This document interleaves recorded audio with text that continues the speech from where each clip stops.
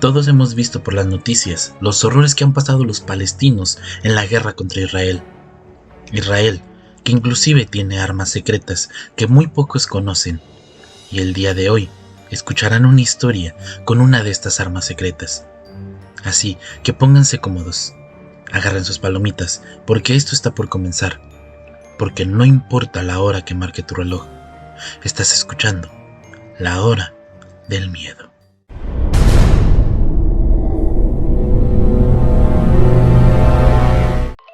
Siempre he vivido en la pobreza y en la incomodidad. Mi familia tenía casa, terreno y dinero suficiente para vivir cómodamente. Pero eso ya fue hace muchos años. Esto fue antes de que Israel derribara nuestras casas y nos obligara a vivir en un gueto. Ahora somos tratados peor que animales, asesinados, bombardeados, torturados a voluntad del ejército invasor. Lo sé por experiencia personal, por mis experiencias y la de mi familia. La hermana de mi abuela había sido una de las víctimas de la masacre de Safsaf, allá en 1948, cuando el ejército israelí había reunido a toda la gente en un pequeño pueblo. Empezaron por llevarse aparte a las jóvenes y a las mujeres, arrancándola de los brazos de su familia. Cuando las niñas regresaron llorando y suplicando por ayuda, con la ropa hecha jirones, los israelíes solo se reían. Fue entonces cuando empezaron a disparar contra la gente del pueblo, masacrarlos, arrojarlos vivos a los pozos. La hermana de mi abuela fue una de las niñas que fueron violadas y luego asesinadas por el ejército israelí en la masacre de Safsaf. Así que sé exactamente lo que es capaz Israel. ¿Qué clase de lugar enfermo y malvado es realmente este país encoronado? Cuando las bombas empezaron a caer en 2023, supe que necesitaba salir de Gaza. El día que empezó, recuerdo a mi madre corriendo por la casa diciendo: «Hale, debes salir de aquí. Los israelíes acaban de bombardear el hospital y la escuela. Están atacando nuestros hogares y tratando de eliminarnos». La miré fijamente durante un largo momento, sintiéndome aturdido y disociado. ¿Por qué harían eso?, susurré. Tenía la esperanza de que los crímenes de guerra israelíes fueran cosa del pasado. «Porque nos odian, por eso», ella contestó. «Nos robaron todo, nuestras casas, nuestras tierras, nuestros empleos, nuestra economía, pero no serán felices hasta que no cobren nuestra vida también». En cuestión de días, Israel impidió que todo entrara en Gaza: alimentos, electricidad, medicinas e incluso agua. Vi morir a mucha gente, especialmente a los ancianos, a los enfermos, a los muy jóvenes. Los constantes ataques de Israel a nuestra ciudad destrozaron las casas y las convirtieron en montones de escombros aplastados. En cuestión de meses, decenas de miles de personas inocentes habían muerto. Me paré en el techo, observando cómo espesas nubes de humo negro se abrían camino hacia las nubes. Los aviones volaban sobre las cabezas, sacudiendo el suelo con explosiones sónicas. Me estremecía cada vez que uno bajaba, sin saber si bombardearía también mi casa. Mi amigo, Wahid, estuvo siempre a mi lado. «¿No puedes usar tu don especial para sacarnos de aquí?», le pregunté a Wahid. No le gustó cuando mencioné su habilidad y su extraño e invisible amigo. Wahid sacudió la cabeza, sin mirarme a los ojos. «No lo convocaré, a menos que sea necesario», dijo, luciendo triste y vacío. «Es algo peligroso y no sé si podría controlarlo por mucho tiempo». «Sí, lo sé, pero vamos a morir si nos quedamos aquí», contesté, con el corazón a punto de hundirme, y él asintió. «Necesitamos salir de Gaza antes de que las bombas realmente comiencen a caer», respondió Wahid, sacudiendo la cabeza. «Probablemente esta vez se iban a matar a cientos de miles de nosotros. Simplemente borrarnos como perros». Escupió disgustado. «Solo espero que haya algo de justicia en este mundo». Ya no sabría qué decir a esto. Después de todo, la hermana de mi abuela nunca había obtenido justicia, a menos que fuese a recibirle el día del juicio. Y sin embargo, como recompensa por sus crímenes de guerra, Israel simplemente obtuvo más financiación de los Estados Unidos. A nadie parece importante los montones de cadáveres que dejaban en cada ciudad palestina. ¿Qué pasa con tu familia? ¿Qué pasa con mi familia?, pregunté. En la comprensión me golpeó como una tonelada de ladrillos. Mi madre estaba enferma de diabetes, y como Israel cortó todos los medicamentos a Gaza, su situación empeoraba rápidamente. Wahid se limitó a negar con la cabeza. No podemos ayudarlos, dijo. Primero, necesitamos ayudarnos a nosotros mismos. Necesitamos salir de este infierno inmediatamente, antes de que comience el verdadero genocidio. Van a bombardear todas las casas que puedan. Como para confirmar lo que dijo, un avión voló a baja altura, tan cerca que podría ver la estrella de 6 puntas en su piel de metal gris, tan cerca que podía oler el combustible y los vapores del avión. Sin embargo, antes de que pudiera responder, algo cayó, formando un arco curvo. Luego se dirigió hacia abajo, con gran gracia de un saltador olímpico. ¡Es una bomba!, dije, pero ya era demasiado tarde. Algo se difuminó en el cielo, dejando un rastro verde oscuro detrás de él. Wahid gritó y se cubrió la cabeza agachándose. Absurdamente, casi quise reírme cuando vi esto, como si agacharse y cubrirse la cabeza pudiera protegerlo de una bomba si cayera sobre nuestras cabezas.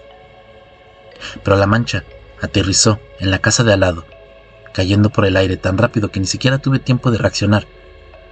Un destello y una sensación de calor cegador lo consumieron todo. Me sentí caer, intenté gritar, pero no pude. No podía oír ni siquiera mis propios gritos debido a la cacofonía de la explosión. El olor a humo, combustible para aviones y madera carbonizada flotaban en el aire como una nube. No sé cuánto tiempo estuve ahí, así, en el techo, simplemente respirando, aturdido y conmocionado. Pero regresé rápidamente, parpadeando para limpiar el humo y el polvo que llenaba el aire. Miré hacia la casa de mi vecino y vi un infierno de llamas. En el centro, un enorme ojo de fuego giraba como un huracán. Los gritos resonaron por la calle. Entonces se abrió la puerta principal y salió corriendo una joven, el cuerpo cubierto en llamas y el pelo encendido como una antorcha. Su piel se ennegreció y se derritió cuando el fuego la consumió. Pude ver gotas de grasa licuada y sangre chisporteando, goteando de su nariz. Sus gritos parecieron durar una eternidad. Incluso ahora, cuando cierro los ojos, todavía escucho el horror, la agonía, el terror de la voz de la joven mientras moría. De repente, Wahid apareció frente a mí, con su cabello negro hasta los hombros cubierto con pequeños trozos de ladrillo y polvo gris. Parpadeó rápidamente y sus ojos se llenaron de lágrimas. Intentó decir algo, pero solo consiguió toser. Inclinado, tuvo espasmos y escupió agua clara. Me puse de pie, me levanté lentamente. Sentí que estaba aturdido y mareado. El sol parecía demasiado brillante y el aire demasiado caliente. Pensé que podía desmayarme por un momento, pero me tranquilicé y me concentré en mi respiración. Wahid se enderezó y me miró a los ojos. Necesitamos irnos hoy, ahora mismo, decía, sonando como si tuviese arena en la garganta. No se me ocurrió nada que decir, así que solo asentí. Le dije a mi madre que me iría en un cabo de unas horas. Ella no pareció sorprendida, pero sus ojos se nublaron. Salgan con vida, dijo. Si pueden llegar a la UE, encontrarás paz y prosperidad ahí. No sé cómo es ese lugar. Señaló por la ventana, los coches destruidos y los montones de escombros que cubrían las calles. ¿Pero qué será de ti?, pregunté, sintiéndome enfermo. Las primeras lágrimas rebalaron por mis mejillas. ¿Quién va a cuidar de ti? Ella solo sacudía su cabeza. No te preocupes por mí, dijo. Puedo hacerme cargo de mí misma. Lo he hecho durante 50 años, ¿no? Le di una débil sonrisa cuando Wahid entró por la puerta, llevando una mochila llena de suministros. Ya tenía mi propia mochila. Le di un abrazo a mi madre. Me volví para dejar atrás este lugar desolado, diciéndole que la amaba. No lo sabía entonces, pero esta era la última vez que vería a mi madre. Wahid y yo emprendimos un camino mientras el sol se desvanecía detrás del horizonte, enviando rayos carmesí como gotas de sangre fresca bailando por el cielo.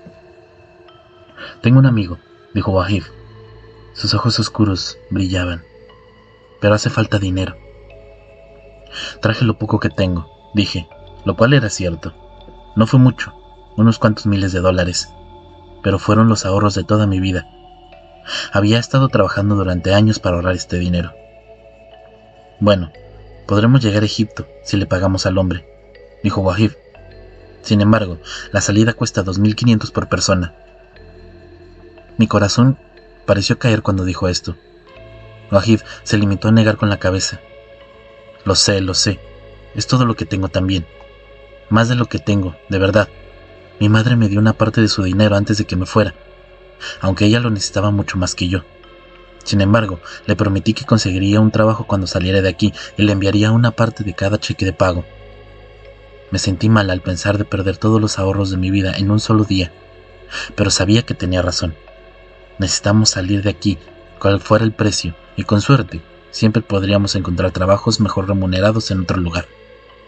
Después de todo, la economía de Gaza estaba en el retrete.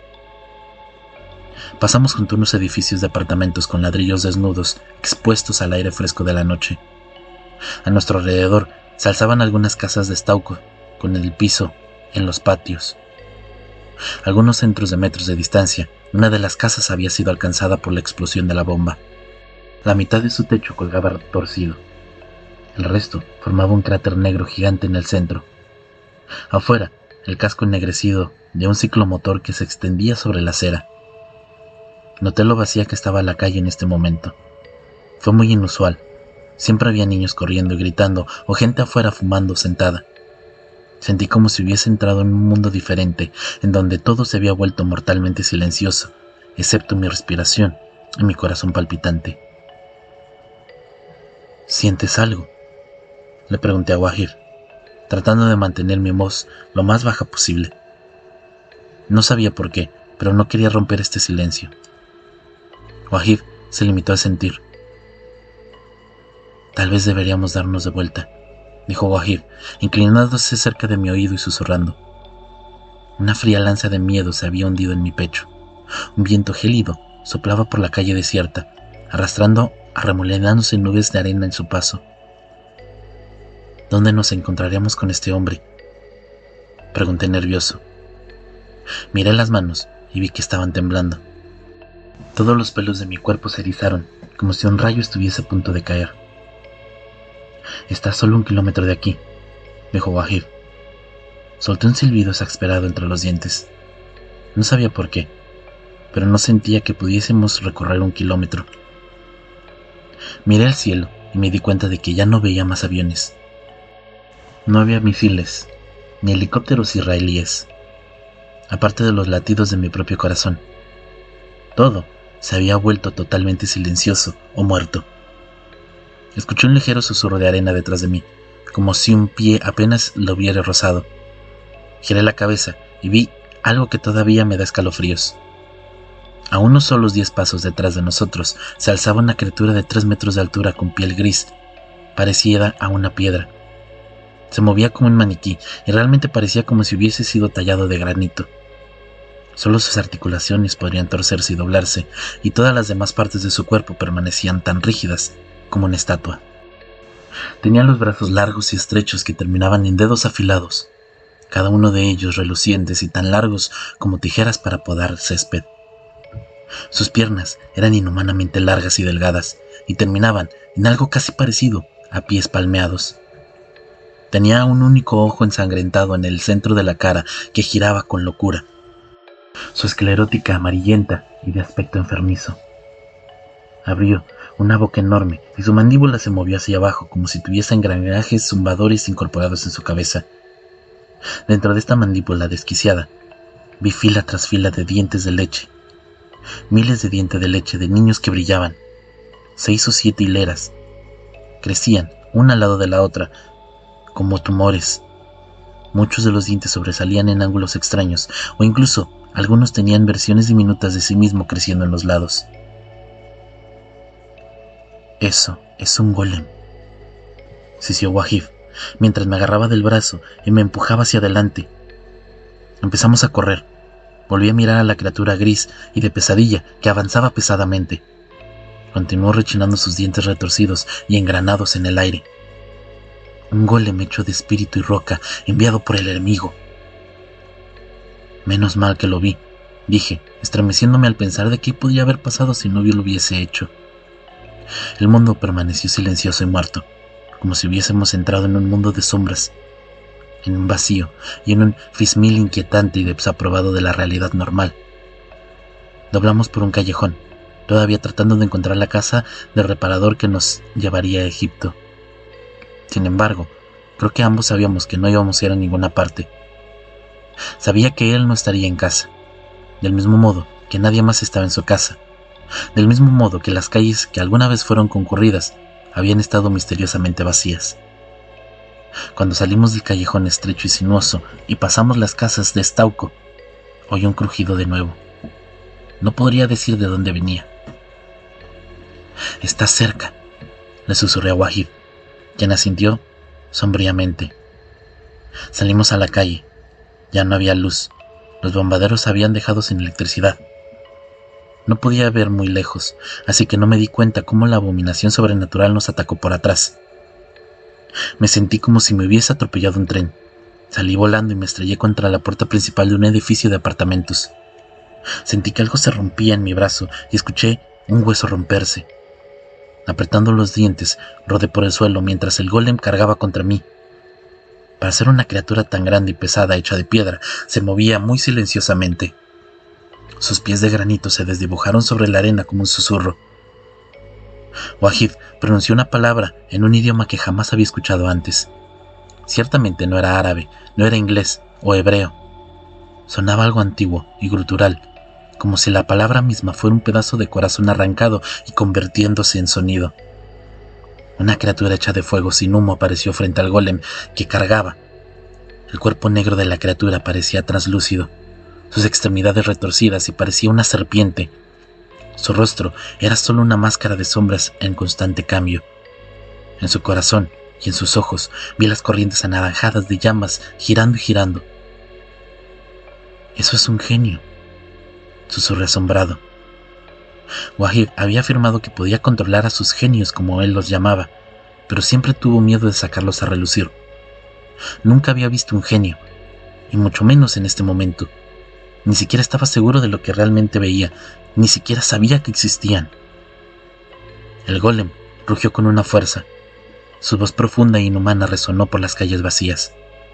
Levantó sus afilados dedos y en un momento barrió, apuntando los ojos candentes del djinn. Pero el djinn retrocedió. Su brazo derecho se estiró como una boa constrictor, volviéndose más delgado y tenue a medida que emboscaba alrededor del cuello del golem. El ojo gigante y giratorio del golem se salió de su órbita cuando le cortaron el viento. Se arrojó hacia adelante, derribando al genio al suelo. Comenzaron a rodar, a arañar y a morder. Aparentemente cortes profundos en la piel de piedra del golem y la carne de sombra del djinn disparó pequeñas llamas azules moribundas cuando fue herido. «Vamos, tenemos que irnos», susurraba Wahid. Salté sin siquiera darme cuenta de que había acercado sigilosamente a mí. Pasó un brazo por mis hombros y me levantó. Gemí suavemente mientras miraba mi brazo destrozado y torcido. Sentí como me hubiese roto algunas costillas también. Cada respiración dolía como el fuego. Los sonidos de las dos criaturas peleando nos siguieron por las calles vacías y laberínticas. «¿Crees que el golem nos arrastró a esta realidad de sombras alternativas?», dije. «Creo que probablemente así es como cazan», Wahid dijo simplemente, con una expresión sombría. «Entonces, no saldremos de aquí hasta que el golem muera». Pero él no sabía cómo responder. Esto nunca me había sucedido antes. Creo que si el golem nos arrastró hasta aquí, entonces su muerte debería liberarnos, dijo Wahid. ¿Y si continúan luchando para siempre, el genio y el golem?, le pregunté. Wahid se limitó a negar con la cabeza. Sin embargo, noté que todavía tenía internet en mi teléfono. Decidí empezar a escribir lo que pasó con una mano. No pude usar la otra mano y tengo el brazo muy hinchado. Un trozo de hueso sobresale a través de la piel. Realmente espero poder encontrar atención médica de alguna manera. Todo lo que sé ahora es que de alguna manera quedamos atrapados en este mundo de sombras vacío cuando el golem nos eligió como sus víctimas. Y no sé si en algún momento saldré. A medida que avanzaba la noche, seguimos deambulando por las calles vacías y oscuras. Pasaron horas y horas, pero el sol nunca parecía salir. Deambulamos durante días, pero no pudimos encontrar ninguna señal del genio o del golem. Empezamos a entrar en casas, a buscar armas. En una casa había rifles automáticos, granadas y municiones. Wahib y yo tomamos un poco de esto. Al tercer día, oímos desde lejos un silbido. Parecía un chisporreo de electricidad. Seguimos adelante y encontramos al djinn medio muerto y cubiertos de profundos cortes. El fuego de sus ojos se había desvanecido, casi hasta desaparecer. El golem ha ganado, decía, señalando el camino. Ahí lo vi, de pie, con un brazo arrancado, pero con los ojos triunfales. Se abalanzó sobre nosotros, y Wahib y yo abrimos fuego. El golem llegó como tren, fuera de control, golpeando la calle y se estrelló contra Wahib, arañándolo con la única mano que le quedaba. Murió, pero mientras moría, quitaba el seguro de una granada. Una explosión de fuego sacudió la calle cuando el golem desapareció en la explosión. Con un estallido, el mundo volvió. Las calles se llenaron de gente asustada y hambrienta. Y yo había regresado a casa.